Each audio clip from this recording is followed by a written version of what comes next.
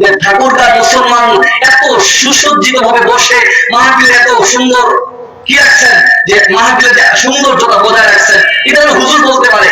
অনেক ভাই থেকে রাস্তায় ঘোরাফেরা করতেছে, মেহেরবানি করে ভাই বসে যাই, আপনাদের জন্য আজকে মাহফিল আয়োজন করা হয়েছে, আপনারা অনর্থক এই সময়কে নষ্ট করিয়েন না। লা ইলাহা ইল্লাল্লাহ, লা ইলাহা ইল্লাল্লাহ, আসমান জমিন গায়রুল্লাহ, মানব দানব গায়রুল্লাহ, সিজদা করব এক আল্লাহ, লা ইলাহা ইল্লাল্লাহ, লা ইলাহা ইল্লাল্লাহ, লা ইলাহা ইল্লাল্লাহ, লা ইলাহা ইল্লাল্লাহ, লা ইলাহা ইল্লাল্লাহ, লা ইলাহা ইল্লাল্লাহ, মুহাম্মাদুর রাসূলুল্লাহ। জবান খুলে বলে সাল্লাল্লাহু আলাইহি ওয়াসাল্লাম। মুসলমান যুবক ভাইরা,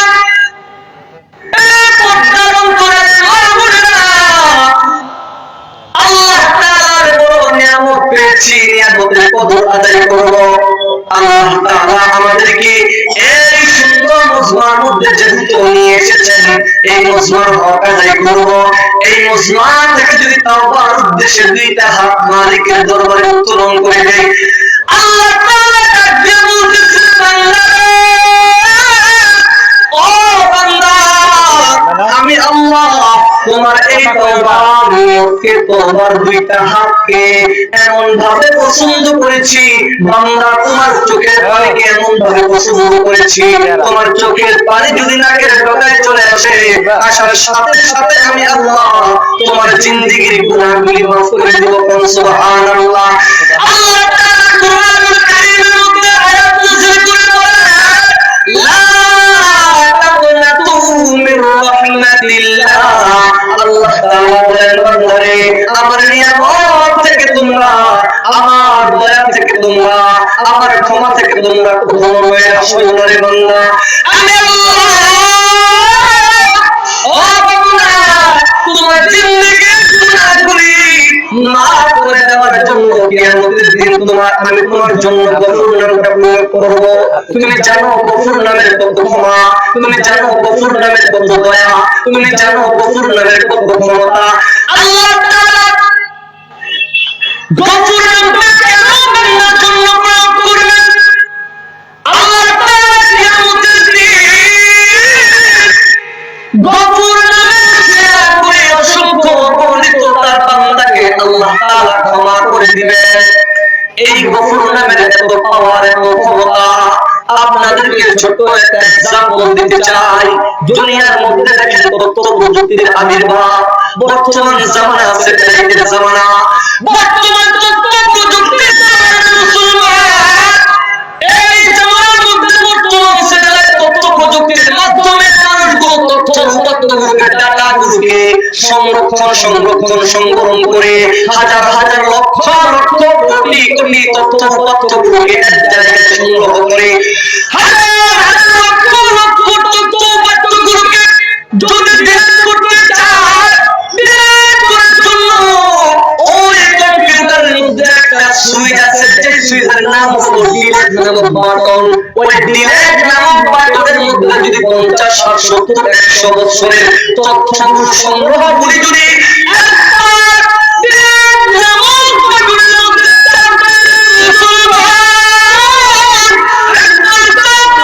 সাথে সাথে 50, 70, 100 বছরের তথ্যগুলো সংগ্রহগুলো ডাটাগুলো এক নিমিষে ডিলিটের মধ্যে চাপ দেওয়ার মাধ্যমে যেমনি ভাবে ডিলিট হয়ে যায়। আল্লাহ তাআলা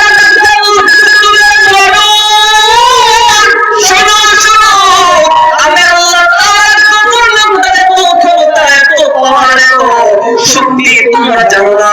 তোমার 70, 80, 90, 100 বছরের জিন্দেগীর গুনাহগুলিকে আল্লাহ তাআলার কাছে তওবা করতে, আল্লাহ তাআলা ওই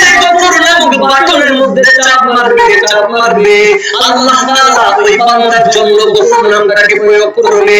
এই গফুর নামটা প্রয়োগ করেছেন আল্লাহ তাআলা বান্দার গুনাহগুলি আল্লাহ তাআলা নিজেই এক মুহূর্তে সময় লাগবে না, বলতে দেরি হবে, বান্দার গুনাহগুলিকে মাফ হতে দেরি হবে না। কোন সুবহানাল্লাহ।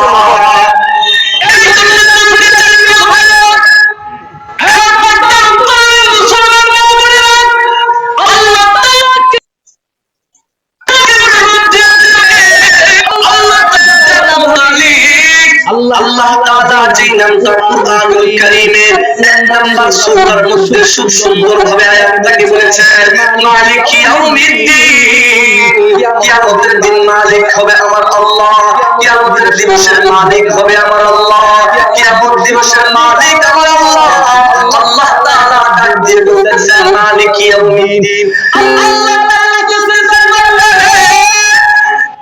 আমি আল্লাহ তাআলা কিয়ামতের দিন তোমার জন্য কেন মালিক হব মালিক, আমি আল্লাহ তাআলা কিয়ামতের দিন তোমার জন্য হাকিম হতে পারতাম। হাকিম মানে বিচারক, মালিক শব্দ অর্থ কিন্তু বিচারক, কিয়ামতের দিনের মালিক। হাকিম শব্দ আমি তোমার জন্য হতে পারতাম, কাজী শব্দ তোমার জন্য হতে পারতাম, কিন্তু না।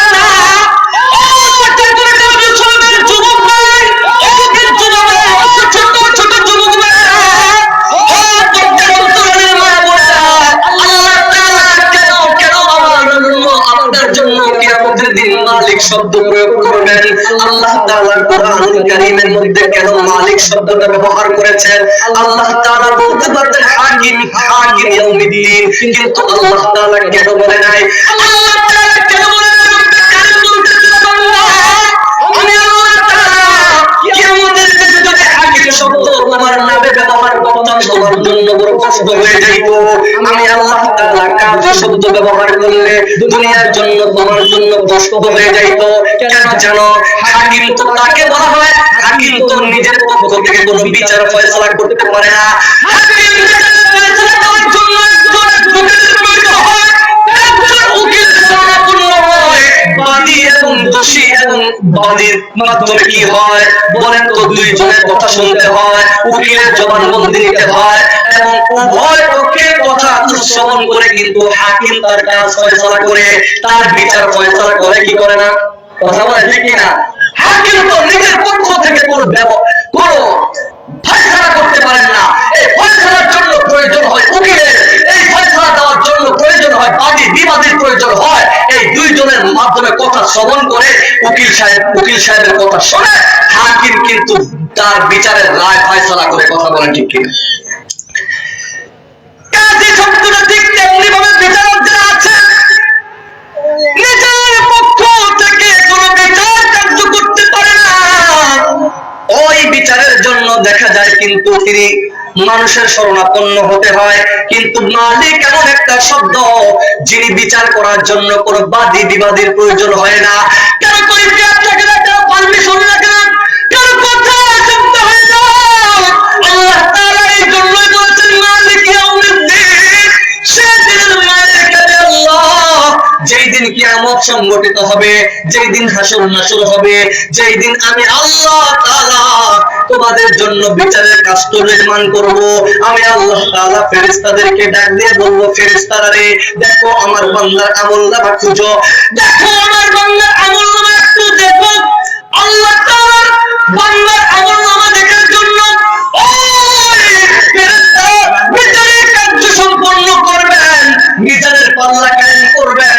ওই মিজানের পাল্লার মধ্যে আল্লাহ তাআলা, আল্লাহ রাব্বুল আলামিন ডাক দিয়ে বলবে, ফেরেশতারা আমার বান্দার নেকি এবং আমার বান্দার গুনাহগুলিকে মাপতে শুরু করো। বান্দার নেকি এবং গুনাহগুলি মাপা হবে, দেখা হবে বান্দার নেকির চাইতে সওয়াবের চাইতে বান্দার গুনাহের পাল্লা ভারী হবে। আল্লাহ তাআলার পক্ষ থেকে হুকুম আসবে, ইনতালিকু বিআবদি ইলান নার, ও ফেরেশতারা যাও যাও আমার বান্দাকে জাহান্নামে নিয়ে যাও। জাহান্নামে যাওয়ার জন্য ফেরেশতারা তাকে যখন জাহান্নামের দিকে নেবে, ওই বান্দা চিৎকার করে ডাক দিয়ে বলবে, আল্লাহ তাআলা কি ডাক দিবেন, মালিক আমি তো শুনেছিলাম আপনার নাম নাকি মালিক, আমি তো শুনেছিলাম আপনার একটা নাম গফুর, আমি তো শুনেছিলাম আপনার একটা নাম রহিম, আমি তো শুনেছিলাম আপনার একটা নাম গফফার। ও দয়ার মালিক, আপনার কাছে আমি তওবার জন্য, ক্ষমার জন্য যে হাত উত্তোলন করেছি, আল্লাহ তাআলা ডাক দিয়ে বলবে কি ক্ষমা চাও, কি ক্ষমা চাও, কি মাফ চাও? বলবে আল্লাহ, ওই পঞ্চগড় থেকে যে হুজুর এসেছিল, ওই ঠাকুরগার মাদ্রাসা কেন্দ্রিক মাহফিলের মধ্যে যে আলোচনা করেছিল, বলবে কি আলোচনা করেছিল? ওই আলোচনার মধ্যে বলেছিল আপনার একটা নাম নাকি গফুর, আপনার একটা নাম নাকি রহিম, আপনার একটা নাম নাকি গফফার। ও দয়ার মালিক, আপনি এই দিন আমি শুনেছিলাম আপনার রহমান নামটা নাকি আপনি আপনার বান্দার জন্য প্রয়োগ করবেন, আপনার রহিম নামটা নাকি আপনার বান্দার জন্য প্রয়োগ করবেন, আপনার গফুর নামটা নাকি আপনার বান্দার জন্য প্রয়োগ করবেন না মালিক। ও দয়ার মালিক, আমি সেদিন বড় আশায় ছিলাম কোন দিন আপনার রহমান নামের রহম পাবো, কোন দিন আপনার গফুর নামের ক্ষমা পাবো, কোন দিন আপনার রহিম নামের দয়া পাবো, কোন দিন আপনার ক্ষমা পেয়ে আমি জান্নাতের মেহমান হব। আল্লাহ তাআলার কাছে বলবেন মালিক, ও দয়ার মালিক, দুনিয়ার মধ্যে দেখা যায় দুনিয়ার মানুষ মানুষকে তখনই সহযোগিতা করে যখন বিপদের মুহূর্ত হয়, দুনিয়ার মানুষ মানুষের বিপদে আগায় আসে তখন, বান্দা যখন বিপদের মধ্যে পড়ে যায়, ওরে মালিক আমি তো আজকে বিপদের মধ্যে পড়ছি, আমার মা আমাকে সন্তান বলে পরিচয় দেয় না, আমার বাবা আমাকে সন্তান বলে পরিচয় দেয় না, আমার বিবি আমাকে স্বামী বলে পরিচয় দেয় না, আমাকে কেউ আজকে জায়গা দেয় না, কেউ একটা নেকিও দিবে না, কেউ আমাকে ক্ষমা করবে না। মালিক আজকে হয়তোবা আপনার রহমান নামের রহম ছাড়া, দয়া ছাড়া, ক্ষমা ছাড়া আমার জন্য আপনার ছাড়া আর কোন রাস্তা নাই। আল্লাহ তাআলা ডাক দিয়ে বলবেন ফেরেশতারা, যাও যাও, আমি আজকে আমার বান্দার জন্য রহমান নামটা প্রয়োগ করে দিলাম, আমার বান্দার জন্য রহিম নামটা প্রয়োগ করে দিলাম, আমার বান্দার জন্য গফুর নামটা প্রয়োগ করে দিলাম, আমি আমার বান্দার জিন্দেগীর গুনাহগুলি আমার রহমান নামে উসিলা মাফ করে দিলাম, আমার রহিম নামে উসিলা মাফ করে দিলাম, আমার গফুর নামে উসিলা মাফ করে দিলাম। আল্লাহ তাআলা ডাকতে বলবেন, ও ফেরেশতারা শোনো শোনো, শুধু মাফ করে দেই নাই, মাফ করে দেই নাই, আমি আমার বান্দার জন্য তার জিন্দেগীর গুনাহগুলি নেকির মাধ্যমে পরিবর্তন করে দিলাম। কোন সুবহানাল্লাহ। আল্লাহ তাআলা কুরআনুল হাকীমের মধ্যে বলে,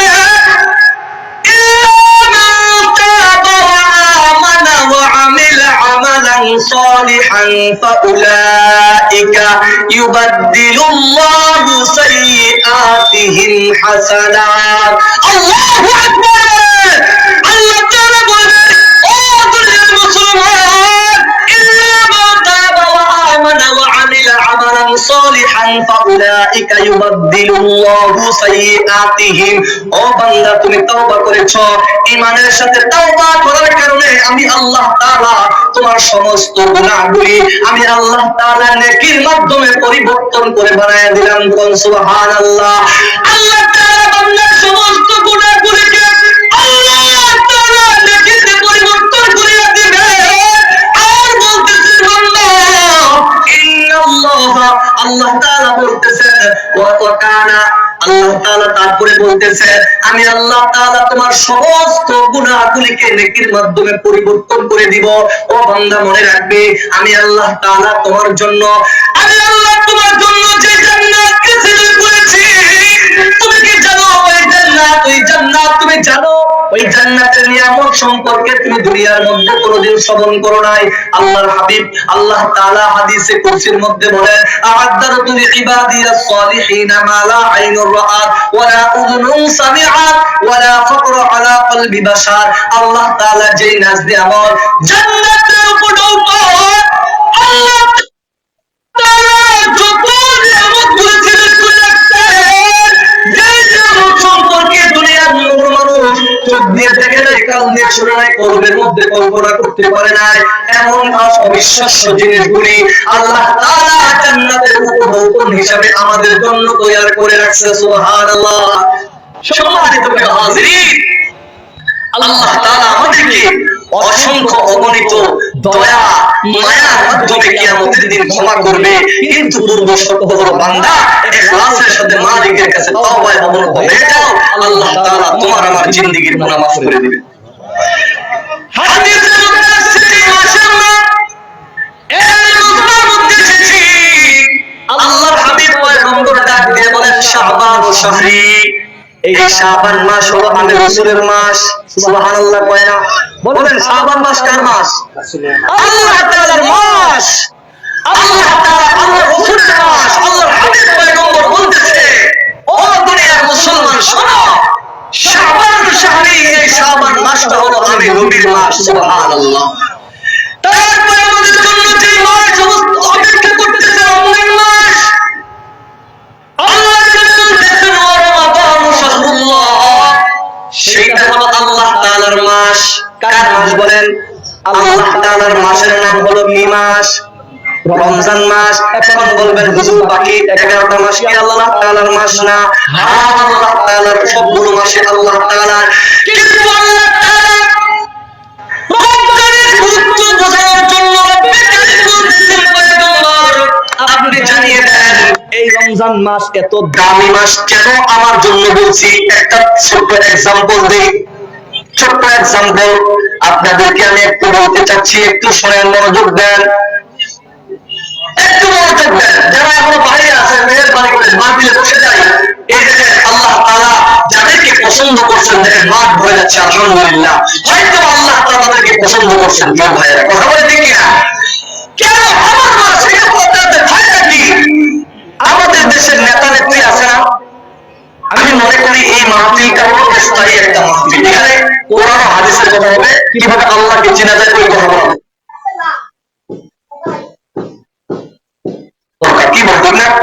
সম্মানিত হাজিরিন, আমাদের দেশের নেতা নেত্রী আছে না, দেখবেন আমাদের নেতা নেত্রীরা যদি এমন জায়গায় যায়, একটা বড় ইনভাইট, বড় দাওয়াত, ওই দাওয়াতের মজমার মধ্যে গেছে, তার সাথে ওই এলাকার কিছু তার সহচর যারা আছে, সাথী সঙ্গী আছে, তারাও গেছে। যাওয়ার পরে ভিআইপি রুম, তো ওই জায়গার মধ্যে ভিআইপি জায়গার মধ্যে ঢুকতে দিচ্ছে না। তখন এমপি সাহেব ডাক দিয়ে বলতেছে ছেলেটা ওইটা আমার লোক, এটা আমার ব্যক্তি। কার ব্যক্তি বলে? এটা আমার লোক। আমার বলার সাথে সাথে তার জন্য ওই জায়গায় ঢোকা বৈধ হয়ে যায়, তার জন্য যাওয়া পারমিশন হয়ে যায়। কথা বলা ঠিক কিনা? ঠিক আল্লাহ তাআলা বলতেছেন পয়গম্বর এই রমজান মাস কত বরকতময় মাস, তোমরা কি জানো? রমজান মাসের মাধ্যমে আল্লাহ তাআলা বান্দাকে এত বড় বড় নিয়ামত দান করে। এক নাম্বার, আল্লাহ হাদিস ডাক দিয়ে বলতেছে ইযা জা রমাদান ফুতিহাত আবওয়াবুল জান্নাহ, ওই রমজান মাসের আগমনকে কেন্দ্র করিয়া আল্লাহ তাআলা রমজান মাসকে কেন্দ্র করে আল্লাহ তাআলা জান্নাতের সমস্ত দরজাগুলো খুলে দেয়। আল্লাহু আকবার বলেন। আল্লাহ তাআলা বলতেছেন পয়গম্বর ও নবী আমার, আপনি জানিয়ে দেন যখন রমজান মাস এসে যায়, এই রমজান মাসের উসিলা করে আল্লাহ তাআলা জান্নাতের সমস্ত দরজা খুলে দেয়। সুবহানাল্লাহ। শুধু তাই নয়, তাই নয়, আল্লাহর হাবিব বলতেছেন ওয়াগুল্লাত আবওয়াবুল্লাহ, আল্লাহ তাআলা এই রমজান মাসের উসিলা করিয়া রব্বে কারীম জাহান্নামের দরজাগুলোকে বন্ধ করে দেয়। সুবহানাল্লাহ। জাহান্নামের দরজাগুলোকে বন্ধ করে দেওয়া হয়। আল্লাহ তাআলা তারপরে বলতেছেন নবী গো, ও আমার নবী, আপনি জানিয়ে দেন ও সুফিদাতিশ শায়াতিন, আমি আল্লাহ তাআলা দুষ্ট শয়তান যাদের ওয়াসওয়াসার মধ্যে পড়ে, যাদের ধোঁকার মধ্যে পড়ে আমার বান্দা গুনাহের দিকে ধাবিত হয়ে যায়, আমার বান্দা গুনাহের কাজের মধ্যে লিপ্ত হয়ে যায়, আমি আল্লাহ তাআলা ওই দুষ্ট শয়তানদেরকে শৃঙ্খলিত করে রাখি, যাতে করে আমার বান্দা আমার রমজানের রোজাগুলি আদায় করতে পারে। এখন যদি বলি ও ভাই, ও ঠাকুরগাঁর মুসলমান, বলেন তো রমজানের রোজার মধ্যে কত লাভ, কত লাভ? এই লাভের কথা তো আমি বলি না। পয়গম্বর আরবি ১,৫০০ বছর আগে তার পবিত্র জবান থেকে বলেছেন রমজানের রোজার এত বরকত হবে, এত ফজিলত হবে, রমজানের রোজাগুলি বান্দাকে জাহান্নাম থেকে এত দূরবর্তী স্থানে রাখবে। যদি কোনো ব্যক্তি আল্লাহর রাস্তা যায় ঈমানের সাথে আল্লাহর সন্তুষ্টি অর্জনের জন্য। যদি কোনো ব্যক্তি আল্লাহর রাস্তায় আল্লাহর সন্তুষ্টির জন্য রমজানের একটা রোজা রাখে, কয়টা বলেন? একটা রোজা বলতে কিন্তু একটা নয়, মানে এক একটা রোজার ফজিলত নবীজি বলতেছেন যে এক একটা রোজার ফজিলত কেমন হবে। আল্লাহ নবী বলতেছেন যে মা মিন আবদিন ইয়াসুমু ইয়াওমান ফি সাবিলিল্লাহ ইল্লা বা'দাল্লাহু বিযালিকা ওয়াজহাহু আনিন নারি 70 খরিফা। আল্লাহর নবী পয়গম্বর ডাক দিয়ে বলতেছে, ও দুনিয়ার মুসলমান, আল্লাহ তাআলা তোমাদের এক একটা রোজার বিনিময়ে তোমাদেরকে জাহান্নাম থেকে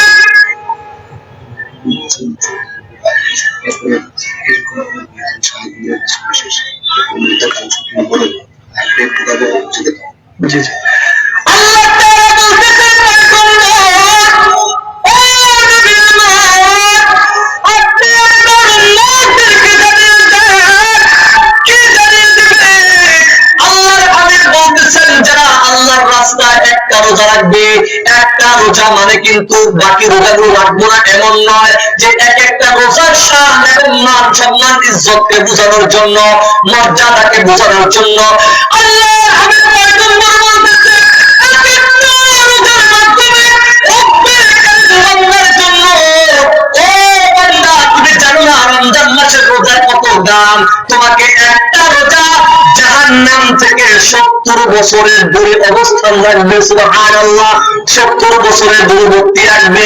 এইভাবে যদি কোনো মুসলমান ঈমান এবং ইয়াকিনের সাথে আল্লাহর সন্তুষ্টির জন্য ইহতিসাবান ঈমানের সাথে সওয়াবের প্রত্যাশা নিয়ে যদি কোনো ব্যক্তি রমজানের সিয়ামগুলো 30টা আদায় করে 30টা রোজা এমন পালন হবে, আল্লাহ তাআলা জাহান্নাম থেকে এক একটা রোজা 70 বছরের রাস্তা রাস্তা করতে করতে বান্দাকে মাফ করে দিবে। সুবহানাল্লাহ, বান্দাকে জাহান্নাম থেকে দূরে রাখবে। একটা রোজার ফজিলত হলো 70 বছরের রাস্তা দূরে রাখবে সুবহানাল্লাহ জাহান্নাম থেকে। মুসলিম শরীফের হাদিসের মধ্যে আসছে। যাই হোক প্রিয় ভাইরা, আমি বলতেছিলাম রব্বে কারীম আল্লাহ তাআলা বড় দয়া মায়া দিয়ে আমাদেরকে ডাক দিয়ে বলবেন, বান্দা আমি আল্লাহ তাআলা তোমাদেরকে বড় পছন্দ করি, কিন্তু আমারও একজন পছন্দের বান্দা আছে, আমার একজন পছন্দের বন্ধু আছে, তার নাম হলো পয়গম্বর আরবী রাহমাতাল লিল আলামিন। আল্লাহর নবী বিশ্বনবী পয়গম্বর আল্লাহ তাআলা যত মাখলুককে সৃজন করেছেন, সমস্ত মাখলুকের মধ্যে সর্বশ্রেষ্ঠ মাখলুক হিসেবে, সর্বশ্রেষ্ঠ হিসেবে আল্লাহ তাআলা দুনিয়ার মধ্যে যাকে প্রাধান্য দিয়েছেন তিনি হলেন আমার আপনার নবী বিশ্বনবী পয়গম্বর আরবী রাহমাতাল লিল আলামিন। কোন আল্লাহু আকবার। আল্লাহর নবী বিশ্বনবীকে আল্লাহ তাআলা দুনিয়ার জন্য এমন ভাবে মডেল ভাবে দুনিয়ার মধ্যে প্রেরণ করেছেন, আমার নবীর সম্মান ইজ্জত, আমার নবীর মর্যাদাকে আল্লাহ তাআলা এত বেশি দুনিয়ার মধ্যে বুলন্দ করেছেন। আমার নবীর পূর্বে আল্লাহ তাআলা অসংখ্য অগণিত নবীকে দুনিয়ার মধ্যে প্রেরণ করেছেন, কিন্তু বাইহাকীর বর্ণনার মধ্যে এসেছে আল্লাহর নবী বলেছেন 1,24,000 পয়গম্বর দুনিয়ার মধ্যে এসেছে, কিন্তু এই বর্ণনা দুর্বল। কিন্তু আল্লাহ তাআলা অনেক নবী এবং রাসূলকে প্রেরণ করেছেন, কোরআনের মধ্যে বলেছেন। তাই বলতে চাই সমস্ত পয়গম্বরদের মধ্যে শ্রেষ্ঠ পয়গম্বর আমার আপনার নবী, দুনিয়ার সর্বশ্রেষ্ঠ মানুষের মধ্যে আমার আপনার নবী, দুনিয়ার শ্রেষ্ঠ রাসূলদের মধ্যে আমার আপনার রাসূল। আল্লাহ তাআলা যুগে যুগে আল্লাহ তাআলা হাবিবের শান শওকত মান মর্যাদা সম্মানকে দুনিয়ার জমিনের মধ্যে বুলন্দ করেছেন। আল্লাহ তাআলা तमाम পৃথিবী জুড়ে নবীদের সম্মান ইজ্জতকে বুলন্দ করেছেন। আমি তো অনেক মাহফিলের মধ্যে বলি আল্লাহ তাআলা অসংখ্য অনেক নবী এবং রাসূলকে প্রেরণ করেছেন, সবাইকে আল্লাহ তাআলা বলে নাই ওয়া মা আরসালনাকা ইল্লা রাহমাতাল লিল আলামিন। আল্লাহ তাআলা আমার আপনার পয়গম্বরকে ওয়া মা আরসালনাকা ইল্লা রাহমাতাল লিল আলামিন বলেছেন। আল্লাহ তাআলা বলেছেন আমার নবী দুনিয়ার জন্য রহমত, আমার নবী আসমানের জন্য রহমত, আমার নবী জমিনের জন্য রহমত। আমার